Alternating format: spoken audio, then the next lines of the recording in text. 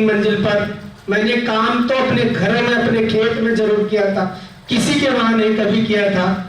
मैं उस समय 19 साल का था, 19-20 साल के लगभग मेरी उम्र थी।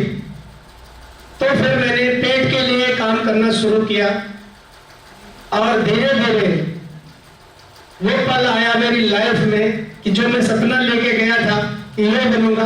तो कुछ समय बाद कुछ लोगों से संपर्क हुआ। उस संपर्क में भी जब मैं गया तो बहुत सारी परेशानियां हुई, लेकिन कुछ समय हम उस लाइन में रहे। लेकिन उसी लाइन में रहते हुए वो तारीख आई 28 मार्च 2002, जो इसी इंडस्ट्री की शुरुआत हुई। 28 मार्च 2 को मैंने इस इंडस्ट्री में ज्वाइन किया। दिल लगा के जब काम करना शुरू किया तो अपनों ने और बेगानों ने बहुत मुश्किलों से कहा कि परेशानी होगी, ये हो, लेकिन फिर भी मैं लगा रहा, टिका रहा। जब मेरे पास पैसे नहीं होते थे, स्टेशन में सोता था, बिल्कुल पैसे नहीं होते थे, तो रात को 7 बजे मंदिर में आरती होती थी, लाइन में लगता था कि आरती के बाद प्रसाद बंटता था। कभी बतासा, कभी लड्डू, कभी केला, कभी कुछ भी। हम वो बतासा खा के 1-1.5 लोटा पानी पीता था, जिसकी वजह से रेलवे स्टेशन में सोता था। कोई घर नहीं था, कोई अपना नहीं था, कोई कुछ भी नहीं। मैं एक अनजान व्यक्ति था उस शहर के अंदर। लेकिन वो दिन जब मेरी लाइफ में थे, ऐसे बहुत दिन जब गुजरे, कभी दिहाड़ी, कभी ये, कभी वो करते हुए कुछ साल गुजारे। कुछ ऐसा दिन आया, रोज मैं जब स्टेशन सोता था बॉम्बे सेंट्रल छावनी में, तो वहां के जीआरपीएफ वालों ने मुझे देखा। रोज देखते थे ये रोज आकर के स्टेशन सोता है। तो एक दिन सुबह 4 बजे के आसपास उन्होंने बहुत तेजी से मेरे पैर पे डंडा मार दिया। जब उन्होंने मारा इतनी तेजी से तो मेरे पैर में फ्रैक्चर हुआ और मैं इतना परेशान हो गया, जिसकी वजह से मैं उस समय जोश में खड़ा हो गया और जाके साइड कोने में बैठ गया। लेकिन जैसे जैसे वो खून खच्चर पैर में था, वो फूलने लगा, सूजने लगा। इतनी परेशानी हो गई कि मैं फिर कुछ मिनट, कुछ घंटे के बाद खड़ा ना हो पाया, वहीं पड़ा रहा। फिर उस सुबह 4 बजे से धीरे धीरे शाम हो गई, उसी कोने में साइड में पड़े पड़े। अब मेरे पास उस दिन चवन्नी जिसको बोलते हैं, 25 पैसा भी पॉकेट में नहीं था। उस दिन शाम जब हुई तब मैंने सोचा क्या करूं खड़े होने, क्योंकि वो इतना पैर सूज गया था, खून जो था उसमें जम चुका था, इतना दर्द हो रहा था कि अब तो मैं जिंदगी के अंदर बहुत कष्ट है, करूं तो क्या करूं। लेकिन फिर रात हो गई, फिर पड़ा रहा वहीं, फिर और परेशान हुआ, फिर दिन हुआ, फिर पड़ा रहा। ऐसे ऐसे करते पहली रात, पहला दिन, दूसरी रात, दूसरा दिन, रात करके जब 2-3 दिन वहीं पड़ा रहा तो कुछ बॉडी तो काम कर गई 2-3 दिन। एक तो शरीर में इतनी ताकत नहीं रही कि मैं रेलवे स्टेशन की जो टोटी लगी होती उसमें पानी पी लूं, उठ न सका। लेकिन मैं पड़ा रहा। पहला, दूसरा, तीसरा, चौथा दिन रात को विचार आया कि बीसी राणा अब तुम मर सकते हो, क्योंकि तुम्हारे पास उठने की क्षमता नहीं, तुम्हारा यहाँ कोई नहीं है। तो वैसे ही अंदर से भावना पैदा हुई कि मरने से तो कोई फायदा है नहीं, किसी की मदद ली जाए। तो विचार के अपनी ऐसी हालत है, कोई मदद नहीं करेगा। लेकिन फिर दिन हुआ, फिर रात हुई।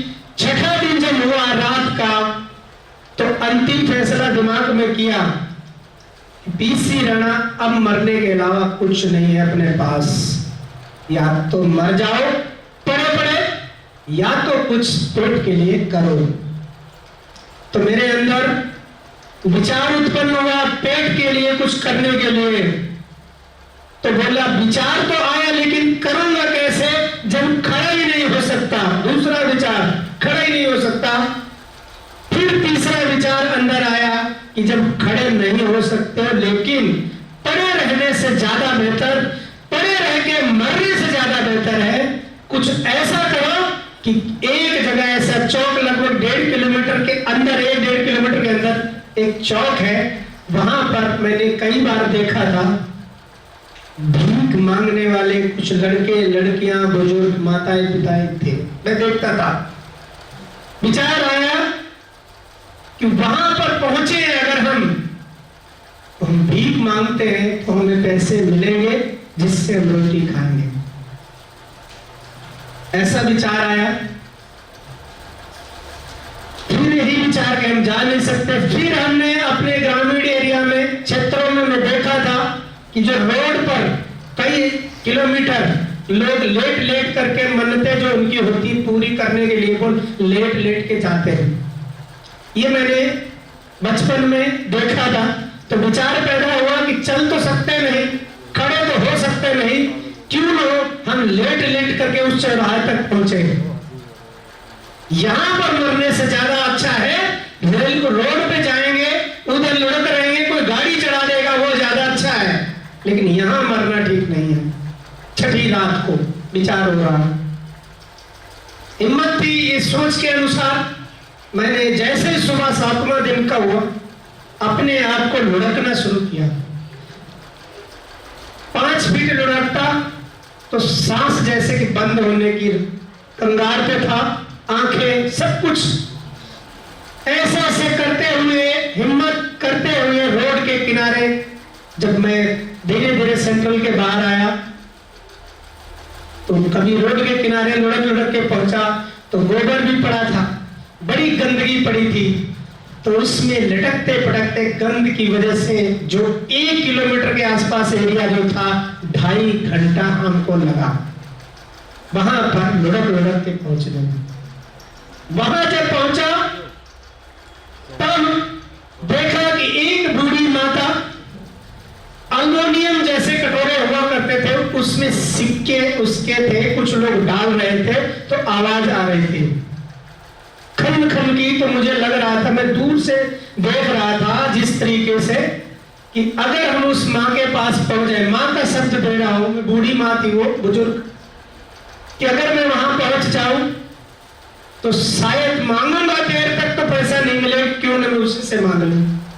तो मैं ऐसे लुढ़क लुढ़क करके उसके पास जब पहुंचा तो मैंने हाथ जोड़ करके हमने कहा, माँ मुझे 10 रुपए दे दे, मुझे बड़े पाव खाना है।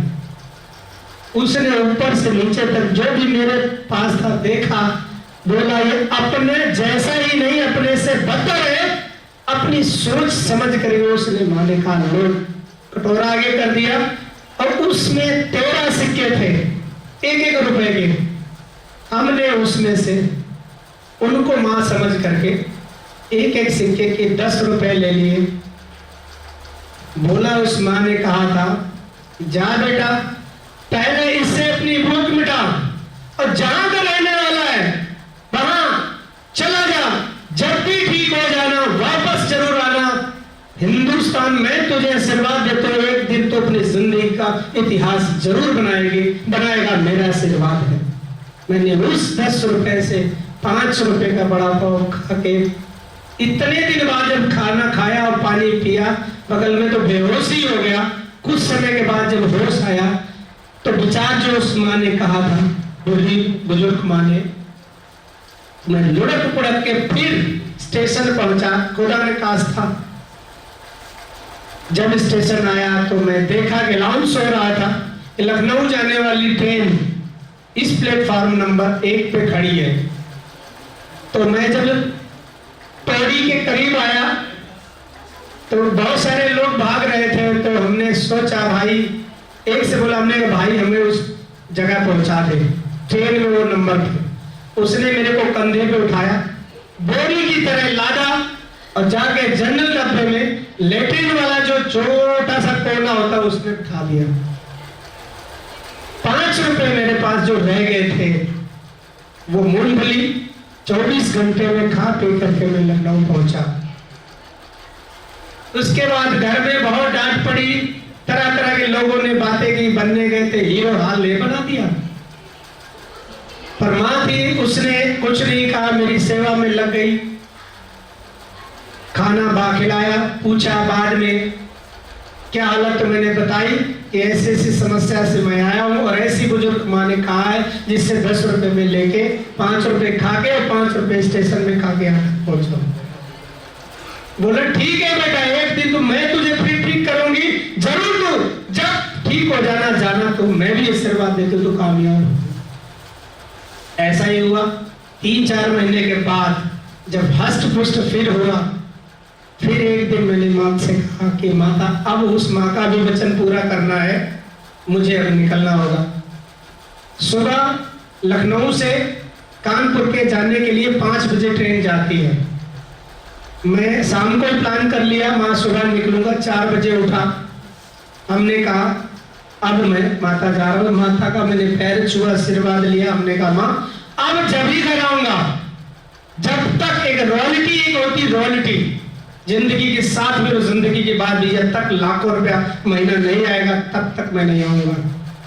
माँ ने भी यही कहा, मैं भी यही कहने वाली थी, बिल्कुल अब जब घर आना, जब तेरे सपने का कोई हिस्सा जब पूरा हो जाए तब घर आना, अन्यथा मत आना। लेकिन 24 घंटे दिन रात मेरा आशीर्वाद के साथ। एक बार मेरी माँ के लिए जोर रख ली, एक बार उस माँ के लिए भी जोर डाले जिसके 10 रुपए आज मेरे लिए करोड़ों के बराबर है। और फिर वहां से निकला जब घर से, उसके बाद कई साल ट्रेनों में सोने की आदत डाल ली। रात को जब मैं प्लेटफार्म पे रहता था, देखता था 9 बज गया, कहां को ट्रेन जा रही है, जिधर को खड़ी होती थी उधर ही ट्रेन डब्बे, जनरल डब्बे में बैठ जाता था। वो रात भर चलती थी, सुबह कहां पहुंच जाती थी पता नहीं, 8-9 बजे सुबह उतर लेता था। उस शहर में पूरा दिन भर प्लान बताता था और जितने लोगों को प्लान बताता था, नाम मोबाइल नंबर उनका नोट कर, कोई जुड़ता था कोई नहीं जुड़ता था। ऐसा ही उस शहर में पूरा दिन रहता था। फिर रात होती थी, फिर ट्रेन में बैठ जाता था। रात में ट्रेन चलती थी, कभी कहीं कभी कहीं, जहां सुबह होता था वहां उतर लेता था। ऐसे करते करते 3 साल तक परिश्रम किया।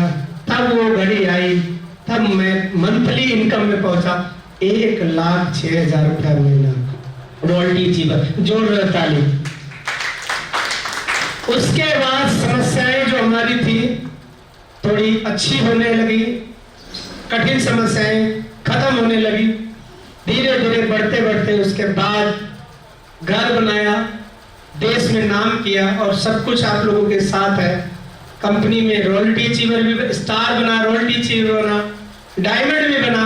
अब ये सब चीजें मैंने करीब से देखी और सीखी हैं। अगर कोई इस कंपनी के साथ लगा रहता है, किसी के परिवार के अड़ोसी पड़ोसी के बहकावे में ना करके इसकी उंगली एक ही यूं की कोई पकड़ता है जिंदगी भर, तो मैं गारंटी के साथ कह सकता हूं इतिहास जरूर बनेगा, इतिहास जरूर बनेगा। पैसे के साथ तो वो सपना पूरा ही करेगा, सम्मान के साथ भी सपना पूरा करेगा और दुनिया में पहचान के साथ भी सपना पूरा करेगा। और ये बिजनेस जिस वक्त इसे स्टार्ट किया गया है, जो समय चुना गया था, जैसे मैंने पहले कहा 5 अगस्त 2020 12:40 इसी मिनट टाइम पर श्री राम द्वापर युग में पैदा हुए थे। उसी टाइम पर अयोध्या में, उससे संतों को नहीं था लेकिन संत था जब